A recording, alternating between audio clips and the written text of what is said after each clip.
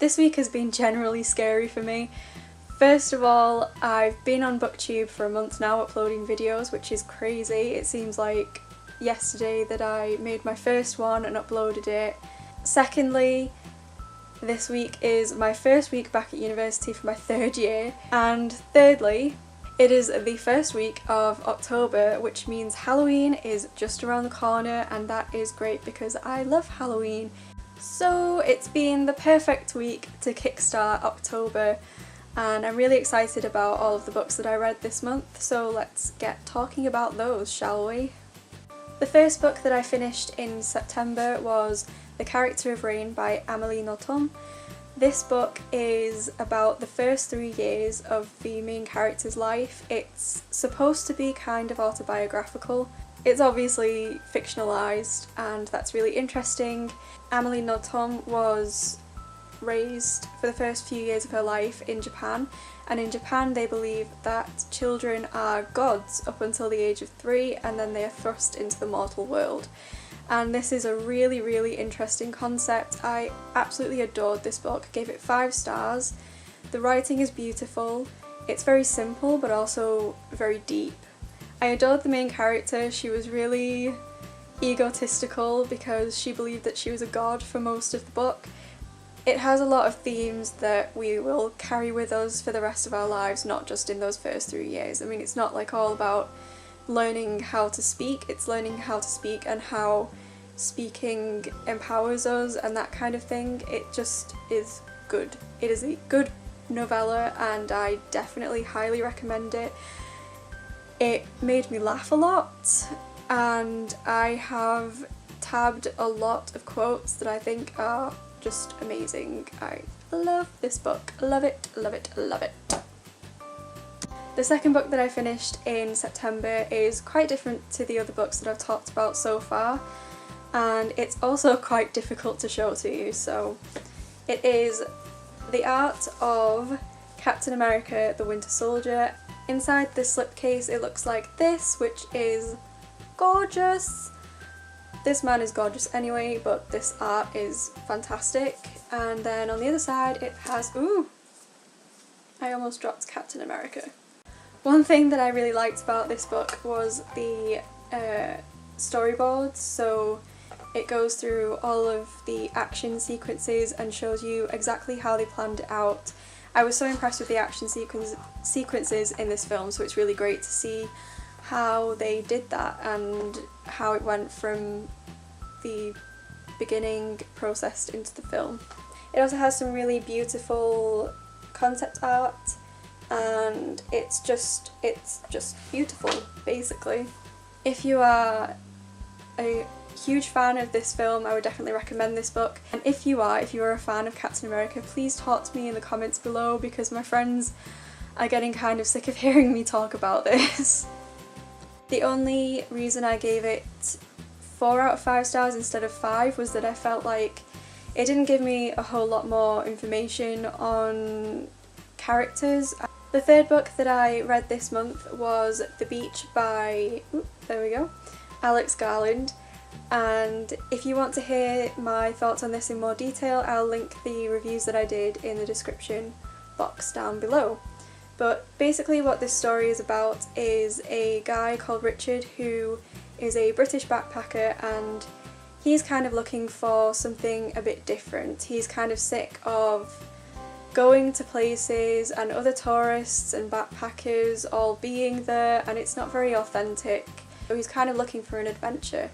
And that arrives in the shape of a map which is given to him by a really weird fellow backpacker. And he decides that he's going to use this map and he's going to find the island. I love this book. I gave it 4 out of 5 stars. It's really psychological. You really get into the head of Richard, and he's so strange because he's very casual about very dark things. So there's kind of that juxtaposition in the way that he presents the information. I thought there was an amazing build of tension throughout the whole book. The only reason I gave it 4 stars out of 5 was because I thought there could have been a little bit more at the end to kind of wind down the story. but on the other hand I feel like that's how Richard would have ended the story anyway, so it was consistent with his character. I would also definitely recommend this book for this time of year in particular because it's set on a beach, which is summery, but it's also quite dark and thrilling. The fourth book that I read this month was Three Men in a Boat by Jerome K. Jerome, and just first of all look at this cover. That's a beautiful cover, and that's not the cover that was on my book, but anyway. This book is about three men in a boat who travel from London up to Oxford and back again. I gave it 4 out of 5 stars.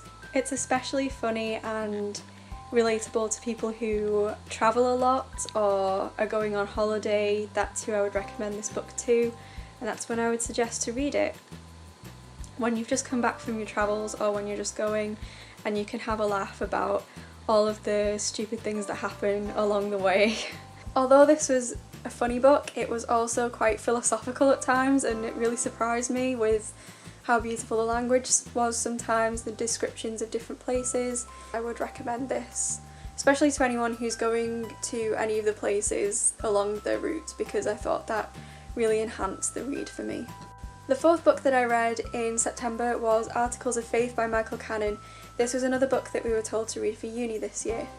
This book is about 2 children and their alcoholic father who arrive in Clydebank in Scotland during World War II, and the book focuses on the community of Clydebank in the lead up to the Clydebank Blitz.